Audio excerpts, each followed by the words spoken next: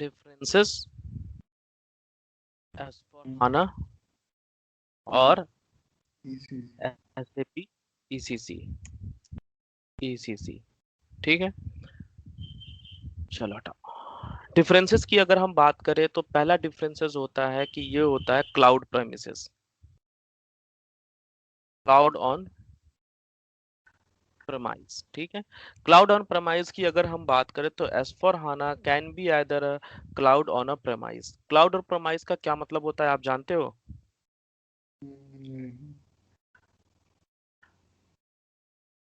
Either on the cloud और on premise.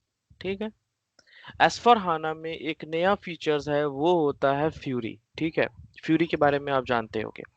तो fury क्या होता है, उसे क्या होता है, फ्यूरी हो गया या फिर एस फॉर हाना हो गया, हम एक तरह से कहा जाए तो हम इसको वेब पोर्टल की तरह भी यूज कर सकते हैं। ठीक है, वेब जो होता है आप गूगल में क्रोम में डाल करके एचटीटीपी करके करके जो वेब ब्राउजर होता है, वेब ब्राउजर के थ्रू भी हम उसमें कर सकते हैं। क्लाउड में क्या होता है कि आपका इसमें एक्सपेंसेस कम आता है। क्लाउड में क्या होता है, एरर कम होता है। क्लाउड में ये होता है कि आपकी रिस्पॉन्सिबिलिटी कम होगी, क्योंकि जो क्लाउड जिसके पास होगा वही संभालेंगे। ठीक है, क्लाउड में ये होता है कि फास्ट चलता है। ठीक है, ऑन प्राइमिसेस की बात करें तो प्राइमिसेस का मतलब जो हम जो जीयूआई यूज कर रहे हैं, ठीक है, या एक अपना सर्वर सेटअप करना, one kind of setup of your server. जब सर्वर से अपना खुद का जब आप सर्वर सेट करोगे तो उसमें क्या होता है कि आपको ये कॉस्टली भी पड़ता है। ठीक है, आपके मतलब वर्कलोड भी ज्यादा पड़ेगा, कुछ अगर इशू आ जाता है तो आप ही को सॉल्व करना होगा। ठीक है, कॉस्टली तो खैर पड़ता ही पड़ता है। ठीक है, कॉस्टली भी है, जगह भी लेता है। ठीक है, वर्कलोड भी ज्यादा होता है। ठीक है, तो इसमें बहुत सारी चीजें, तो एस फॉर हाना जो है ये अदर मतलब can be either the cloud on the premises. Cloud पे भी हम यूज कर सकते हैं और या तो फिर प्राइमिसेस पे भी यूज कर सकते हैं, लेकिन ये फीचर जो हमारे में ईसीसी में नहीं है। ठीक है, वहां पे केवल प्राइमिसेस ही है। ठीक है, तो क्लाउड का ऑप्शन नहीं है। एस फॉर हाना जो है चलते फिरते हम कहीं से भी, बाय ट्रैवलिंग में हो या फिर कहीं पे भी हो, अगर हमें एक्सेस दिया है कंपनी ने तो हम क्या कर सकते हैं, उसको हम अपने मोबाइल से, लैपटॉप से या फिर कहीं से भी हम वेब ब्राउजर के थ्रू भी हम डेटा चेक कर सकते हैं, उसको मैनेज कर सकते हैं। ठीक है, डेटाबेस की अगर हम बात करें तो डेटाबेस क्या होता है, एस फॉर हाना जो होता है ओनली हाना डेटाबेस रीड करता है।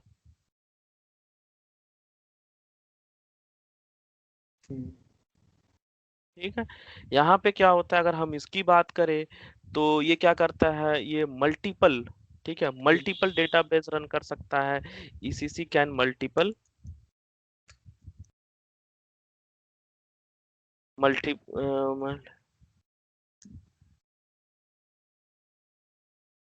रन कौन कौन से, जैसे कि सपोज डेट एक एग्जांपल ले लो आप, ओरेकल हो गया, DB2, बहुत सारे हैं। ठीक है, तो हाना डेटाबेस क्या होगा, एस फॉर हाना क्या करता है, वो केवल जो करेगा वो ओनली हाना डेटाबेस रन करेगा, यहाँ पे केवल हाना डेटाबेस ही रीड करता है। और ईसीसी क्या करता है कि ईसीसी जो है वो कई मल्टीपल जो है कि मल्टीपल लैंग्वेज या मल्टीपल डेटाबेस को रन कर सकता है, वहां पे कोई नहीं। फ्यूरी, फ्यूरी एक one kind of user interface है जो कि एक, ठीक है, एक नया मतलब यूजर इंटरफेस है जिससे हम चलते फिरते वेब ब्राउजर के थ्रू या फिर ऑन अ क्लाउड बेसिस पे हम इसको कहीं से भी यूज कर सकते हैं। फ्यूरी को यूज करने के लिए कुछ टेम्पलेट्स होते हैं, कुछ टाइल्स होते हैं, वो क्रिएट करना होता है, लेकिन हमारे पास ये ऑप्शन होता है। एस फॉर हाना में एक नया है, वो क्या है, SAP Fiori apps are available. ठीक है, फॉर अ प्राइमरी एक्टिविटी। लेकिन अगर हम इसकी बात करें, फ्यूरी इज अवेलेबल, यहाँ पे नो, नॉट अवेलेबल या फिर वो। ठीक है, तो यहाँ पे फ्यूरी हमें मिला है, यहाँ पे एस फॉर हाना में क्या मिलता है, हमें फ्यूरी मिलता है जो एक नया फीचर है। ठीक है, उस नए फीचर के होने की वजह से क्या होता है कि काफी कुछ चीजें बढ़ जाती हैं, काफी कुछ अच्छी चीजें मिल जाती हैं। ठीक है, एस फॉर हाना में जो भी डेटा फेज होता है वो कॉलम बेस में होता है। ठीक है, कॉलम बेस में होता है। ठीक है, यानी data will store on column base. ठीक है, स्टोर ऑन कॉलम बेस, ठीक है। यहाँ जो भी डेटा होगा वो क्या होगा कि स्टोर कॉलम बेस में डेटा स्टोर होता है। जब हम अभी प्रैक्टिकल करेंगे ना उस पे हम्म, क्या नाम है उसमें, अरे सर्वर पे जब अभी हम करेंगे तो मैं आपको दिखा दूंगा कि कैसे ये कॉलम बेस में करता है, क्या होता है। ठीक है, वहां पे दिखा दूंगा। अभी तो हेलो, आवाज आ रही है?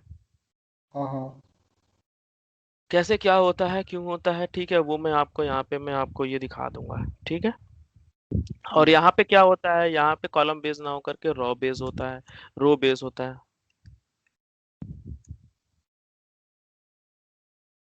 थोड़ा सा डिफरेंट है यहाँ पे। ईसीसी में क्या हाँ हाँ होता है कि ये ईसीसी में क्या होता है, रो इसे कहते हैं जो इस तरह से लेटी हुई है। कॉलम होता है जो इस तरीके से होता है। तो एस फॉर हाना में जो भी डेटाबेस सेव होता है वो कॉलम बेस में होता है, और ये ईसीसी में ये होता है। ठीक है। ठीक है। एस फॉर हाना में एक नया फीचर है। एस फॉर हाना में there was so many index table, ठीक है, हिस्टोरिकल टेबल, और भी बहुत तरह के जो टेबल्स थे, सब के सब मर्ज हो चुके हैं, सब के सब खत्म हो चुके हैं। ठीक है। एक दो हाँ हाँ, वो भी मैं बताऊंगा। ठीक है। जैसे हाँ हाँ समरी टेबल, ठीक है,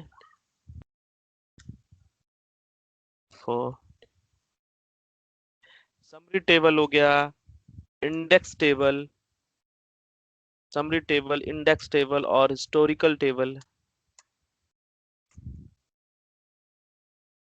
टेबल। ठीक है। यहाँ पे क्या है, no summary table, no summary table, index table, सारे के सारे हमारा जो हो गया वो खत्म हो चुका है। अब वो सारे के सारे खत्म हो करके, ठीक है ना, और ना ही जैसे no summary table, no index table, historical table भी खत्म हो चुका है। ठीक है। Hmm, line item table are use, ठीक है, ओनली जो है क्या होता है, line item table are used. कहने का मतलब ये है कि जैसे कि पहले जो है कि बहुत सारे टेबल आते थे फैगल फ्लैक्स करके, हाँ ठीक हाँ है, याद है, फैगल फ्लैक्स हो गया, इस तरह से हाँ। बहुत सारे टेबल थे। तो वो सारे के सारे टेबल अब इसमें सारे खत्म हो चुके हैं। केवल जो लाइन आइटम टेबल बीसेक यूज होता है। बीसेक ठीक है। टेबल है। हाँ, बी से नहीं, बी से तो एक अलग चीज हो गया। बी से तो वो ट्रांजेक्शन टेबल है, सारे नहीं हुए हैं, लेकिन मतलब जैसे कि वो हो गया समरी टेबल हो गया, ये सब चीजें जो है कि थोड़ा से मर्ज हो चुके हैं एक में। ठीक है। अच्छा। इसमें क्या था, यूज ऑल टेबल, ठीक है, इसमें था क्या कि इसमें आज पहले भी था और अभी भी है। ठीक है, ईसीसी में हर तरह के टेबल्स हैं, अभी भी हम इसे यूज करते हैं। ठीक है। इसमें ठीक है। एक टेबल आपने नाम सुना होगा, बहुत नाम सुना होगा, ACDOCA, एसिडोका। हाँ हाँ ठीक है। इसमें क्या है, एक second, use ACDOC, use ACDOCA table. ठीक है, इसमें क्या होता है, एस फॉर हाना में अब एसिडोका टेबल होता है। ये एसिडोका टेबल क्या है, one kind of a universal table है। यूनिवर्सल टेबल है या फिर यूनिवर्सल जनरल कह सकते हैं। हाँ हाँ जब मैं आपको ये करके भी दिखा दूंगा, यहाँ से क्या होगा कि सारे के सारे जैसे कि बहुत सारे ट्रांजैक्शनल डेटा होते हैं, जैसे कि AR से रिलेटेड अकाउंट रिसीवेबल हो, AP हो, ठीक है, एसेट्स मैनेजमेंट हो, ठीक है, फिर AM हो या फिर CO हो, कोपा हो, सारा का सारा जो है कि मर्ज होकर के हम एक टेबल एसी डोका टेबल में हम यहाँ देख सकते हैं। That's why I am using a universal journal. ठीक है। किसी ठीक भी है। तरह का कोई भी डॉक्यूमेंट, कोई भी मॉड्यूल हो, सारे के सारे टेबल मर्ज हो चुके हैं, मर्ज होकर के किस में आ गए हैं, एसी डोका में आ चुके हैं। ठीक है। लेकिन हाँ, मैं फिर अभी एक बात कहूंगा कि अब लोग क्या सोचते हैं कि एसी डोका टेबल आ गया है यानी पिछले टेबल सारे के सारे खत्म हो गए, इधर मतलब इधर मास्टर डेटा हो या फिर ट्रांजेक्शनल डेटा हो, सारे के सारे टेबल खत्म हो चुके हैं, नहीं, ऐसा नहीं है। ठीक है। Still master data are same. ठीक है, master data are not not touch in S four HANA. ठीक है, मास्टर डेटा जैसे कि पहले थे आज भी वैसे के ही वैसे हैं। ठीक है, अभी भी वो अनटच्ड हैं। ठीक है, केवल जो है ट्रांजैक्शनल डेटा ही टच हुए हैं, ट्रांजैक्शनल डेटा ही मर्ज होकर के एसी डोका में आ गए हैं। क्लियर है? ठीक है। All old table. ठीक है, ईसीसी में क्या है, आज भी पुराने वाले डेटा टेबल यूज हो रहे हैं। हम्म,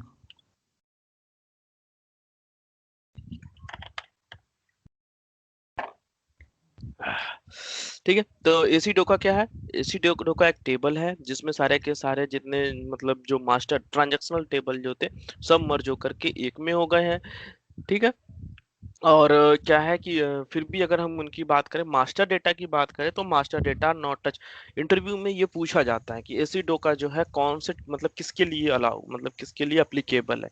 तो यहाँ पे आपको बताना होगा कि ACDOCA table are use for a transactional table. ठीक है, बट स्टिल ठीक। अगर कोई पूछता भी है कि एस फॉर हाना और ईसीसी में डिफरेंट बताओ, तो आप वहां पे ये बताओगे कि ACDOCA table are use for a transactional table only, master data is still on the same. जब आप ये बताओगे तो क्या होगा कि एक अलग ही इम्पैक्ट पड़ेगा कि हाँ नॉलेज है।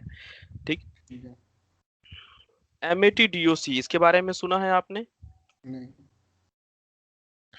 क्या होता है कि एमएटीडीओसी ये भी एक टेबल है, इन्वेंटरी मैनेजमेंट से रिगार्डिंग है ये। तो ठीक है, जब हम इन्वेंटरी, यस, मटेरियल डॉक्यूमेंट्स है। इन्वेंटरी या फिर मटेरियल डॉक्यूमेंट कह सकते हो आप। ठीक है, इन्वेंटरी में भी मटेरियल ही मतलब बात वही हुआ। ठीक है, हम्म। मटेरियल मैनेजमेंट कह लो या फिर इन्वेंटरी कह लो। ठीक है, reduce 26 table, approx 26 table in one table. कौन सा है वो है एमएटीडीओसी।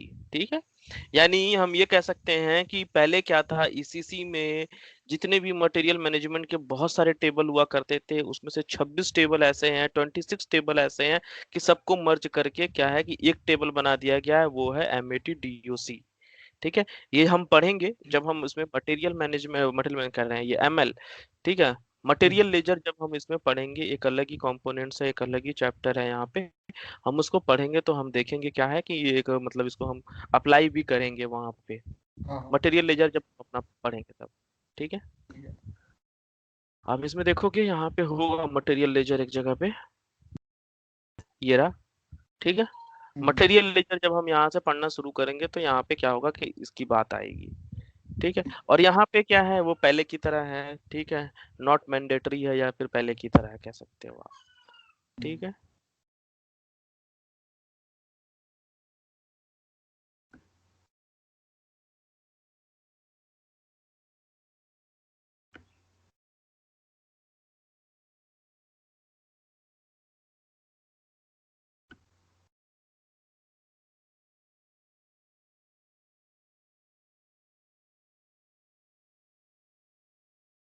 टेबल कहाँ गया? और कोई नहीं, और टेबल बना लेते हैं।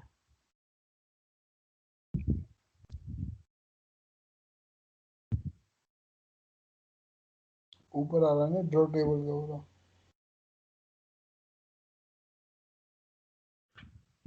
हाँ वो ड्रॉ टेबल भी है। अब क्या है ना कि थोड़ा सा इसका मेरा प्रैक्टिस छूट गया है, हम्म। एक्सेल का हमें काम कहाँ पड़ता अच्छा।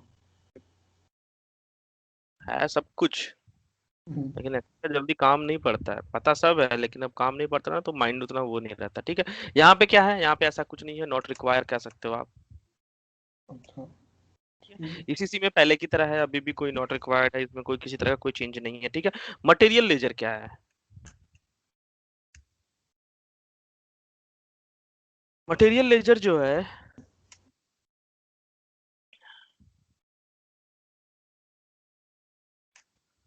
Material ledger is mandatory. ठीक है, हम्म। मटेरियल लेजर एक अलग ही कंपोनेंट्स है इसमें। ठीक है, अगर आपको मटेरियल लेजर रिलेटेड अगर कोई वो चीज नॉलेज रखना है या फिर मटेरियल लेजर में होता क्या है कि जो मटेरियल का इवेल्युएशन करते हैं उसका, ठीक है, उसका एक्चुअल कॉस्ट रन निकालते हैं। मटेरियल का भी इसमें बहुत सारी एक्टिविटी है, आप देखा होगा कि आपने इसमें मैंने यहाँ पे मेंशन भी किया है, क्या है हाँ। ये ना ML, material ledger valuation of currency. Suppose that क्या है कि अगर मेरा कोई मटेरियल है उसको अलग अलग different different other other countries में जा रहा है, तो उनकी करेंसी के हिसाब से क्या होगा कि वो उनको वैल्यूएशन होगा। इंडिया है, इंडिया में अगर कोई मटेरियल है उसकी करेंसी मतलब सपोज दैट इंडिया है, आईएनआर है, तो अगर कोई मेरा मटेरियल हाँ। है जो 1 रुपए का है तो वहाँ या फिर 75 रुपए का है तो यूएस में क्या हो जाएगा, $1 का होगा। यानी मल्टीपल करेंसी में वैल्यूएशन करने के लिए होगा। ठीक है, तो उसमें ये सब चीज हम लोग देखेंगे। उसके बाद एक्चुअल कॉस्टिंग भी हम निकालते हैं मटेरियल लेजर का, जो कि एस फॉर हाना में एक अलग ही डिफरेंट एक मॉड्यूल है। मॉड्यूल होने की वजह से क्या है कि मटेरियल लेजर जो एक अलग ही मतलब मैंडेटरी है, इसे हमें एक्टिवेट भी करना होगा, रन भी करना होगा। यहाँ पे क्या है कि नॉट रिक्वायर, जहाँ पहले चलता था सेम उसी तरीके से अभी भी है। ठीक है, कोई एक अलग डिफरेंट मतलब वो नहीं दे दिया गया है यहाँ पे। यहाँ पे क्या है कि पूरा का पूरा मटेरियल लेजर को ही एक अलग से कंपोनेंट्स दे दिया गया है। क्या क्लियर है? हाँ हाँ। उसी तरीके से होता है पैरेलल लेजर।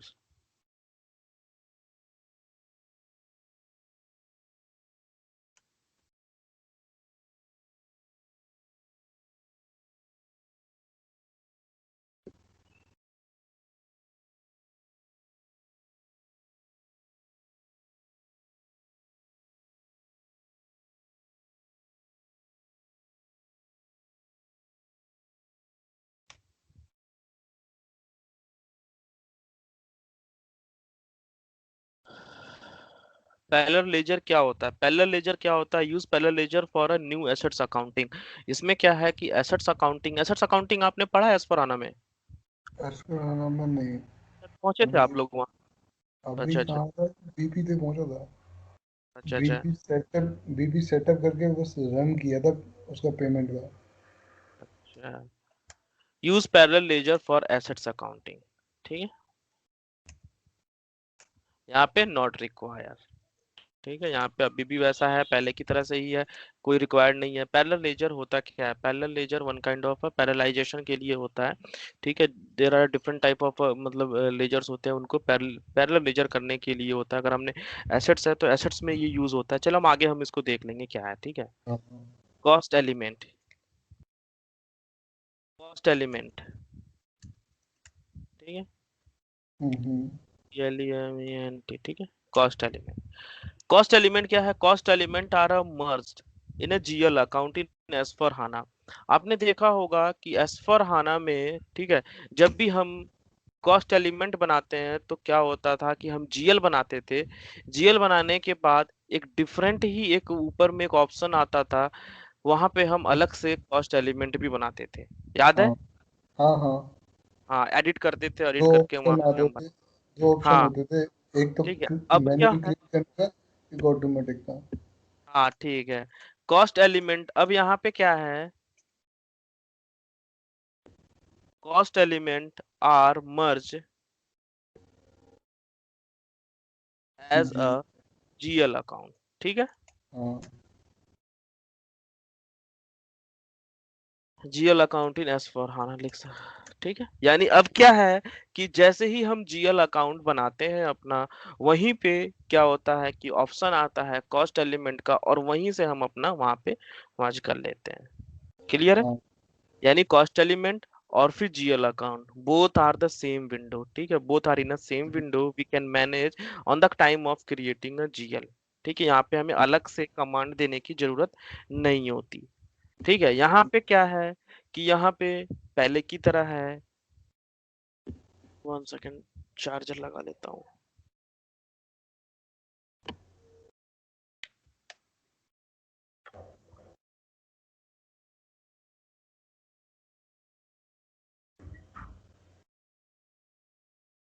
ठीक है, बोथ आर सेपरेट। ठीक है, हाँ। बोथ आर सेपरेट, यानी आज भी अलग अलग सेपरेटेड है। ठीक है, यानी हम ये कह सकते हैं कि जीएल अलग बनता है, और जीएल के साथ साथ क्या होता है कि कौन सा? हमारा वहां पे कॉस्ट एलिमेंट भी अलग ही बनेगा। ठीक है,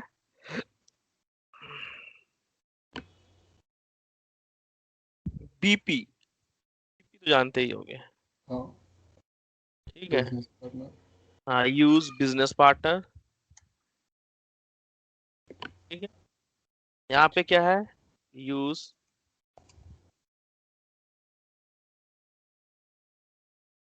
customer and vendor. Vendor master. ठीक है, यहाँ पे क्या होगा कि अब क्या है, पहले क्या होता था कि अगर हमें कस्टमर और वेंडर क्रिएट करना होता था तो ईसीसी में कस्टमर का अलग से मास्टर डेटा था, और वेंडर का अलग से मास्टर डेटा था। दोनों का डिफरेंट डिफरेंट था, दोनों का डिफरेंट डिफरेंट ट्रांजैक्शन था, डिफरेंट डिफरेंट विंडोज था, वहां पे जाके हम करते थे।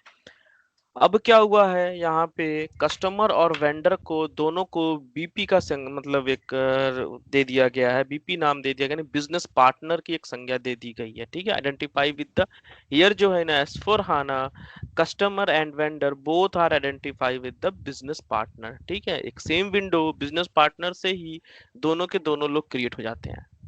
ठीक है। ठीक है, हाँ।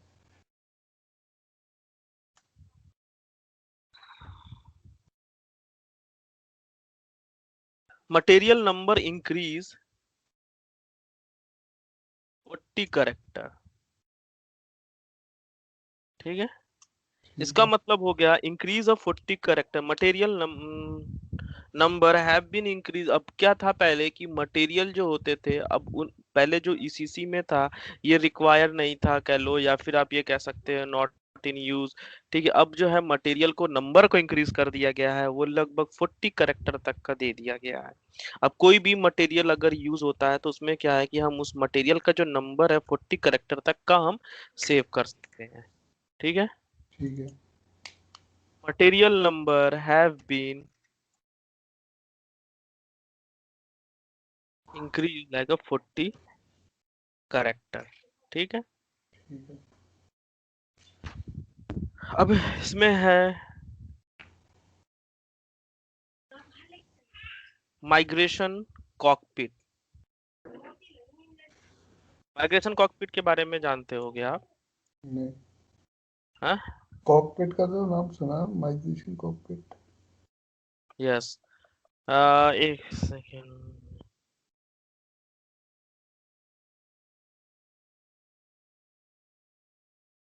LTMC।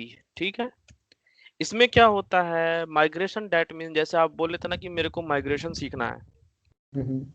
ठीक है, तो माइग्रेशन में क्या होता है कि old system to new system, simple अगर वर्ड में कहें तो। हाँ हाँ। ठीक है, कहीं अगर ईसीसी यूज हो रहा है उसको मेरे को लेकर के आना है, एस पर हाना में आना है, या फिर कहीं टैली यूज हो रहा है उसको लेकर के आना है मेरे को एसएपी में लेना है, तो one kind of a migration.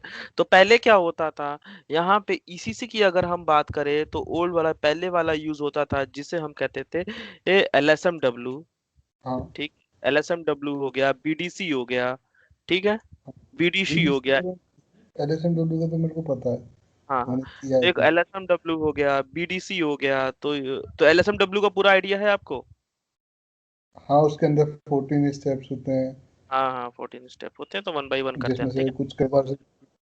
हाँ हाँ, तो ठीक है, तो अब वो क्या होता था, ईसीसी में यूज होता था, लेकिन अब अगर हम एस फोर आना की बात करें तो यहाँ पे होता है, यहाँ पे LTMC होता है यूज।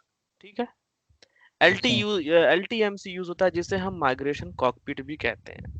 यहाँ पे ठीक है। LSMW और BDC की जरूरत नहीं है, यहाँ पे LTMC के थ्रू हम क्या करते हैं, माइग्रेशन करते हैं। इन केस अगर मेरे को ECC से मुझे आना है एस फॉर हाना में, या फिर अदर ओरेकल, हमारे अदर ERP सिस्टम है, जैसे कि ओरेकल हो सकता है, टैली हो सकता है, पीपलसॉफ्ट हो सकता है, so many different kind of ERPs। ठीक है, तो वहां से if you want to move old to S four HANA, तो here you have to, you need to use a LTMC। ठीक है, LTMC ये नया माइग्रेशन कॉकपिट है, इसके थ्रू क्या होगा कि आपको मूव होना पड़ेगा। जो आप बोल रहे थे ना कि मेरे को माइग्रेशन सीखना है, तो आपको यहाँ पे LTMC सीखना है। अब ये समझ लो, पहले क्या था, LSMW था, BDC था, हाँ। अब दोनों हट करके यहाँ पे अब हो गया है LTMC। और LTMC क्या हो गया है कि पहले क्या था, आपने देखा होगा LSMW हम SAP इसमें जा करके सर्वर के अंदर जा करके हम करते थे। हाँ। हाँ। LTMC क्या है कि अब ये भी जैसे फ्यूरी है उसी तरीके से LTMC भी हो गया, ये भी वेब पोर्टल के थ्रू है, वहां से भी हम वेब पोर्टल पे क्लिक करेंगे, वेब ब्राउजर पे लेकर के जाएगा, वहां से रिडायरेक्ट होकर के, ठीक है, वहां से हम कर, जैसे फ्यूरी है ना वेब पोर्टल, समझ लो हाँ। सेम हाँ। टू सेम वैसे ही LTMC भी यूज होता है। इसका भी आपको एक्सेस अलग से लेना पड़ता है। पहले क्या होता था कि जब हम लेते थे, ये क्या नाम है, सर्वर लेते थे, तो उसी में उसी सर्वर में LSMW एक टी कोड था, पुट करो और डायरेक्ट अपना काम करना शुरू कर दो। हाँ।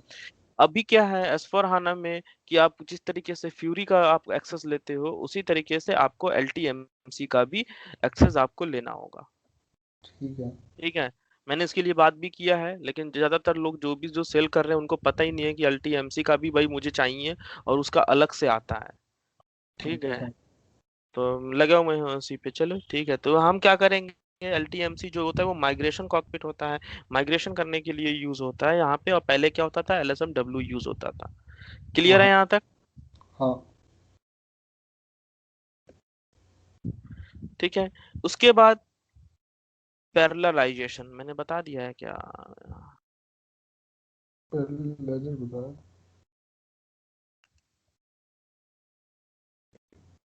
पैरेललाइजेशन एक ये होगा, मल्टी, जैसे डेट मीन्स हो सकता है, हम ये कह सकते हैं कि multiple activities can be done in a same time.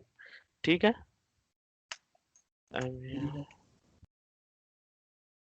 Multiple activity से मतलब? मल्टीपल एक्टिविटीज का मतलब हो सकता है कि हम एक ही बार में कई तरह के जॉब रन्स होता था। ठीक है, जॉब रन्स के बारे में आप जानते हो, जॉब रन हम क्यों करते हैं या बैकग्राउंड प्रोसेसिंग क्यों करते हैं? नहीं। एक सेकंड में बताता हूँ। Can be done at same time. Job run में क्या होता था कि जॉब रन में होता था जैसे कि जॉब रन हम इसलिए करते हैं, बैकग्राउंड प्रोसेसिंग इसलिए करते हैं कि जब भी हम ईसीसी में जॉब रन करते हैं तो क्या होता है कि ईसीसी के सर्वर पे काफ़ी तेज लोड पड़ता है। लोड पड़ने की वजह से क्या होता है कि आपका तो सिस्टम हैंग होगा ही होगा, बाकी जो अदर कलीग्स हैं जो बैठे हुए हैं सबका हैंग हो जाता है। ठीक है, सबका सिस्टम पे इम्पैक्ट पड़ता है, सारा सिस्टम स्लो होने लगता है। लेकिन पैरेललाइजेशन एस फॉर हाना में क्या है कि multiple activities can be done at a same time. That means अगर आप जॉब रन कर रहे हो कर सकते हो, साथ ही साथ अगर कोई और भी, ठीक है, कोई और भी चीज अगर परफॉर्म कर रहे हो तो वो भी कर सकते हो।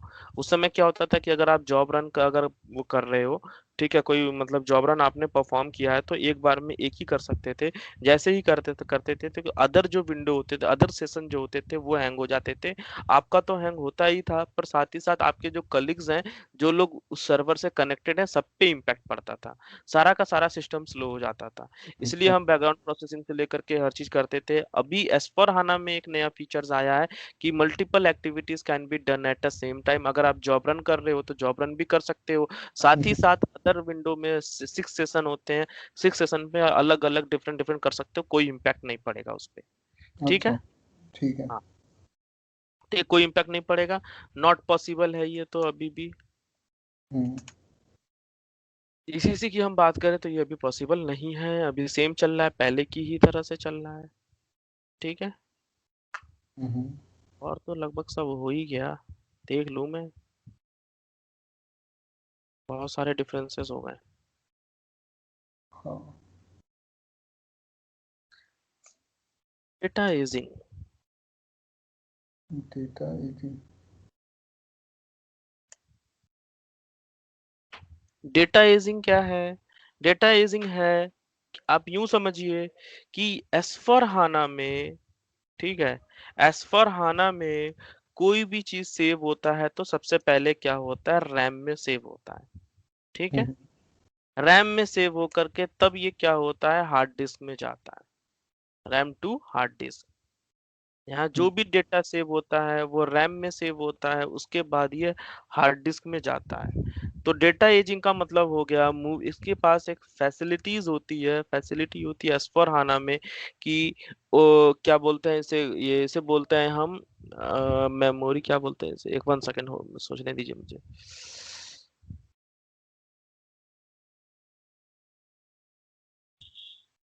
मेमोरी सेव इन, उसे बोलते हैं कि cool data in a hot data, ऐसे ही बोलते हैं।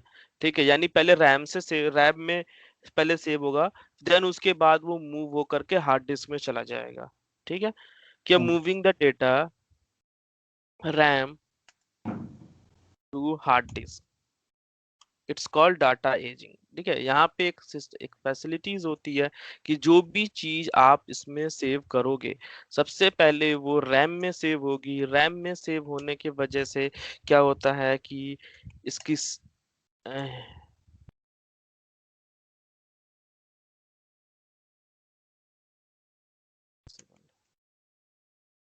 ठीक है, नॉट अवेलेबल या फिर नॉट पॉसिबल।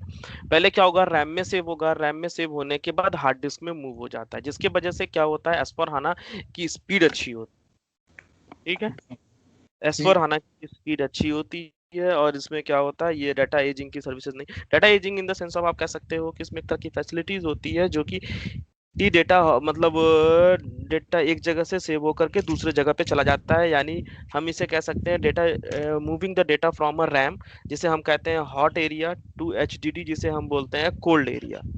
ठीक है, इस कॉल्ड डेटा एजिंग। जो भी सारा चीज होगा हमारा तो ये हो जाएगा। ठीक है, तो ये होता है आपका एस फॉर हाना और ईसीसी में डिफरेंट। ठीक है, ठीक है। इतना बहुत है। फिर से एक बार आप देख लो क्या है ये तो हाँ। लिख रहा। Cloud and premises, cloud and premises का मतलब हो गया S four HANA can be either on a cloud on premises, that in S four HANA के पास एक ऐसा फीचर्स है जो कि हम क्लाउड पे भी रन कर सकते हैं और प्राइमिसेस पे भी रन कर सकते हैं। Cloud in the sense of जो कि मैंने आपको बताया, जैसे फ्यूरी है, वेब ब्राउजर या वेब पोर्टल के थ्रू जो यूज होता है। ठीक है, और जबकि ईसीसी में ये अवेलेबल नहीं है। नहीं। क्लाउड में होने की वजह से क्या होता है कि क्लाउड में अगर हम लेते हैं तो ये होता है कि इसमें रिस्पॉन्सिबिलिटीज कम होती हैं, स्पेसेस कम लगते हैं, जगह भी कम लगते हैं, कम खर्चे में हो जाते हैं, एरर भी बहुत कम आते हैं। ठीक है, एरर भी हाँ, एरर भी बहुत कम आते हैं। प्राइमेसेस की बात करें तो रिस्पॉन्सिबिलिटी आपकी बढ़ जाती है, खर्चे आपके ज़्यादा होने लगते हैं। इसलिए होने लगते हैं क्योंकि आपके ऊपर ही सब कुछ रहेगा, आप ही को मेंटेनेंस करवाना है, सब कुछ करना है। ठीक है, तो हाँ हाँ। जिसकी वजह से रिस्पॉन्सिबिलिटीज भी बढ़ जाएंगे, तो ये सब होता है। तो एस4हाना में क्या आता है, क्लाउड ऑन प्रेमिसेस होता है और ईसीसी में ऐसा अभी नहीं है। डेटाबेस की अगर मैं बात करूं तो एस4हाना केवल जो है, हाँ ठीक है, ना हाना डेटाबेस। डेटाबेस रीड करता है। और ईसीसी जो है multiple database can be run, ठीक है, वन टाइम। ठीक है, ओरेकल भी कर लेता है, डीबी कर लेता है। ठीक है, और भी बहुत सारे चीजें वो सबको कर लेता है। ठीक है, एस फॉर हाना में एक नया फीचर मिलता है जिसे हम कहते हैं फ्यूरी। फ्यूरी जो है एक वेब पोर्टल है। वेब पोर्टल के थ्रू आप जहाँ चाहें वहां से, आप बस में, ट्रेन में, कहीं भी सफर में, मोबाइल में, मोबाइल से लेकर के, टैबलेट से लेकर के, ठीक है, कहीं से भी आप यूज कर सकते हो, बस आपको उसका एक्सेस होना चाहिए। यानी कंपनी, अब कहने का मतलब है आप कंपनी में काम करो, कंपनी आपको एक्सेस देगी तभी तो कर पाओगे आप हाँ वो। हाँ। ठीक है, इसी में ऐसा कुछ नहीं है। कॉलम बेस की अगर मैं बात करूं तो एस फॉर हाना में जो भी डेटा सेव होता है वो कॉलम बेसिस में होता है, यानी इस तरीके से होता है, ये हाँ खड़े खड़े में। ठीक है, हाँ। ये इस तरीके से स्टोर करेगा। और ईसीसी की अगर मैं बात करूं तो ईसीसी में क्या होता है, ये रो बेस होता है, यानी ये इस तरीके से होता है। हाँ। ठीक है, ठीक है। कॉलम बेस का हम एक एग्जांपल ले सकते हैं, जैसे कि सपोज डेट, एक आप देख लो कि होता क्या है। सपोज आपका नेम है, मनोज। हाँ वो तो है, मनोज। ठीक है, आप कहाँ के रहने वाले हो, देहरादून ना सर? उत्तराखंड। देहरादून, ठीक है, रहने वाले आप देहरादून के हो। ठीक है, और एजुकेशन आपकी क्या है, बीकॉम? हाँ। ठीक है, काम करते हो जनपैक्ट में। ठीक है, जनपैक्ट में कहाँ? नोएडा। नोएडा, नोएडा में। ठीक है, ये हो गया। और ऐसे हो गया। ठीक है, अब एस फॉर हाना अगर इस डेटाबेस को, अगर ये सेव, ईसीसी पहले जब सेव करता था, ईसीसी देख लेते तो कैसे, ईसीसी में अगर ये डेटा अगर सेव होगा तो ऐसे होगा, कॉमा, ठीक है, comma, B com, comma, comma, Noida. ठीक है, ये क्या है, रो में हो रहा है। ये किस हाँ में होता था, ईसीसी में होता था। हाँ। ठीक है, लेकिन अगर हम इसकी बात करें, क्या नाम है, एस फॉर हाना में, तो इस तरीके से होगा, मनोज, फिर एक कॉमा लग जाएगा, फिर नीचे आ जाओगे आप, देहरादून। ठीक है, हम्म, मतलब इस वे में होगा ये। ठीक हम्म, है, समझ बी गया। कॉम, ये कॉलम बेस में हो गया, ये कॉलम बेस में हो गया, ये रो बेस में हो गया। ठीक है, तो ठीक। ये हो गया। कहाँ गया, कॉलम बेस और ये रो बेस। अब समरी कर क्या दिया। होता था, एज हाँ, पहले क्या होता था, ईसीसी में बहुत सारे टेबल होते थे, जैसे फैगल फ्लैक्स हो गया। ठीक है, इन कुछ जो टेबल होते थे, फैगल फ्लैक्स हो गया, जीएलटीओ हो गया, KNA3, LFC3, ये जो सारे टेबल हैं, या फिर इंडेक्स टेबल होते थे। ठीक है, तो उसमें क्या होता था, वो सारे के सारे टेबल जो है कि अब मर्ज हो चुके हैं और मर्ज होकर के आ गए हैं एसी डोका टेबल। ठीक है। पहले summary table, index table, historical table और ये सब बहुत सारे टेबल थे। जैसे उसमें आपने नाम लिया था BSIS, BSAS, BSAD, ये सारे सारे के टेबल जो है उस अभी भी हैं। इसमें कुछ टेबल हैं जो कर रहे हैं, पहले वाले काम करते हैं, लेकिन एसी डोका से भी वो सारे की सारी चीजें मिल जाती हैं आपको। अच्छा, ठीक है। पहले क्या होता था कि हमें बहुत सारे टेबल को रटना पड़ता था, बहुत सारे टेबल। अब क्या है कि ज्यादातर काम जो होता है हमारा एसी डोका टेबल है, एसी डोका टेबल से सारा का सारा काम हो जाता है। पहले अच्छा। क्या होता था कि एसी डोका टेबल जो होता था कि ईसीसी के लिए जब हम होते थे तो क्या होता था कि हमें वेंडर के लिए अलग टेबल होता था, कस्टमर के लिए अलग टेबल होता था, असिस्ट मैनेजमेंट के लिए अलग होता था। अब क्या है कि ट्रांजैक्शन डेटा, कोई भी ट्रांजैक्शन डेटा आपको देखना हो सबके लिए पहले अलग अलग होता था। अब क्या है, ट्रांजैक्शन डेटा देखने के लिए आपको एसी डोका पुट करो, चाहे वो एआर हो, चाहे एपी हो, चाहे एएम हो, चाहे फिर आपका असिस्ट मैनेजमेंट हो, या फिर कंट्रोलिंग हो, कुछ भी हो, वो सारा का सारा डेटा जो वो ट्रांजैक्शनल डेटा आप जो है एसी डोका टेबल से आप देख सकते हो। क्लियर है? हाँ हाँ।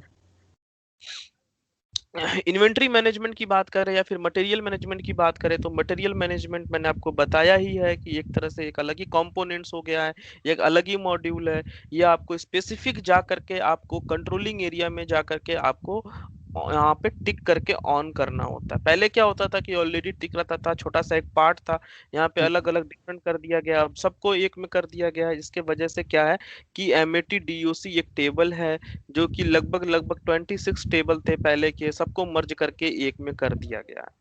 ठीक है, यहाँ अभी भी रिक्वायर नहीं है, अभी भी पहले वाला चलता है। मटेरियल लेजर क्या है? Material ledger is a mandatory S four HANA में, उसमें कोई मैंडेटरी नहीं था, एक्टिवेट करना हाँ, मैंडेटरी एज फॉर हाना में, और इसी में कोई मतलब मैंडेटरी नहीं था। ठीक है।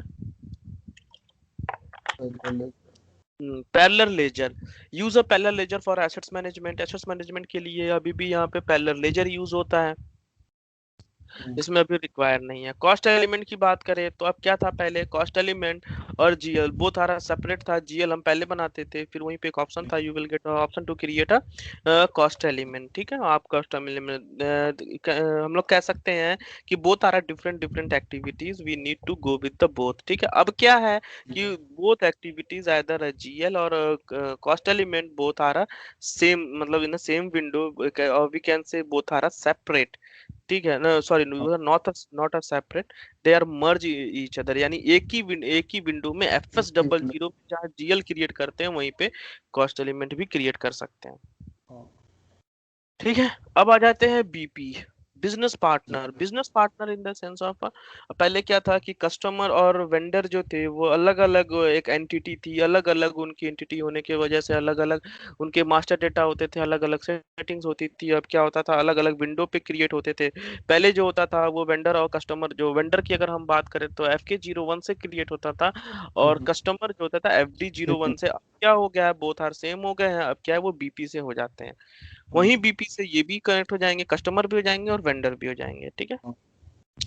मटेरियल नंबर जो है अब इंक्रीज होकर के 40 कैरेक्टर्स का आ चुका है, पहले इतने नहीं थे, अब कि मटेरियल नंबर 40 कैरेक्टर तक आ चुके हैं।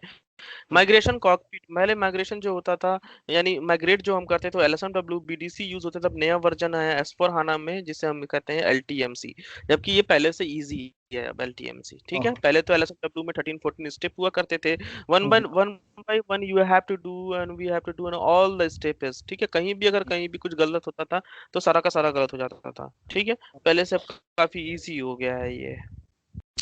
पैरेललाइजेशन, यानी that means multiple activities can be done at a same time. That means हम कह सकते हैं कि एक ही बार में कई जॉब रन है, हम रन कर सकते हैं, या फिर जॉब रन कर रहे हैं तो उसके साथ में और भी एक्टिविटीज कर सकते थे। पहले ऐसा नहीं था, पहले जब हम करते थे तो क्या होता था कि हैंग हो जाता था। ठीक है, डेटा एजिंग की फैसिलिटी अवेलेबल है, यानी अगर हम कहें कि कोई भी डेटा इसमें अगर सेव होता है तो पहले रैम में सेव होता है, और रैम में सेव होने की वजह से क्या होता है कि इसके एस फोर हाना में स्पीड अच्छी होती है। ठीक है, क्यों? क्योंकि ये रैम में सेव होता है। ठीक है, लेकिन इसके पास डेटा एजिंग की फैसिलिटी है, जो डेटा एजिंग जो मूव होता है और रैम से होकर के फिर बाद में अपना हार्ड डिस्क में मूव हो जाता है, लेकिन यहाँ पे इसमें अभी तक का किसी भी तरह का ऐसा कोई वो नहीं है। ठीक है, तो यहाँ पे क्या हो गया, ये लगभग लगभग डिफरेंट है। ठीक है, तो ये फंडामेंटल्स हो गया, क्या हो गया ये आपका,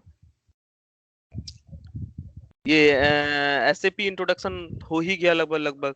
तो कैसे हुआ, कब स्टार्ट हुआ, कैसे हुआ, आप स्टेटस कब देखते हो, कैसे आप पता लगाओगे कि आपको कैसे वो हुआ, S/4HANA कब आया। ठीक है, वो सब हो गया। हाना फीचर्स की अगर हम बात करें तो हाना फीचर्स, इसी में हाना फीचर्स भी अवेलेबल है, यही सारे हैं हाँ फीचर जो डिफरेंट मैंने बताए हैं, यही तो हाँ फीचर्स हैं। ठीक हाँ है। हाँ फ्यूरी ओवरव्यू ये अभी देख लेते हैं। ठीक है, SAP activation, introduction of a SAP controlling basic setup, यहाँ तक आपका थ्योरी था। ठीक है, देन इसके बाद हाँ यहाँ से हम अपना सिस्टम पे काम करेंगे। तो अभी एक काम करते हैं कि थोड़ा सा फ्यूरी देख लेते हैं। फ्यूरी क्या होता है? फ्यूरी एक तरह से कहा जाए तो वेब पोर्टल है। वेब पोर्टल फ्यूरी का मतलब कह सकते हैं कि फ्यूरी जो होता है वो वेब पोर्टल यानी वेब के थ्रू, जैसे गूगल होता है HTTP करके। हाँ ठीक है, वहां से वो स्टार्ट होता है। ठीक है, देखता हूँ मेरे पास शायद फ्यूरी का एक्सेस है क्या। अभी एक्चुअली क्या है ना कि मैंने आपका ले नहीं पाया हूँ सर्वर, वो तुरंत मिल जाएगा। हाँ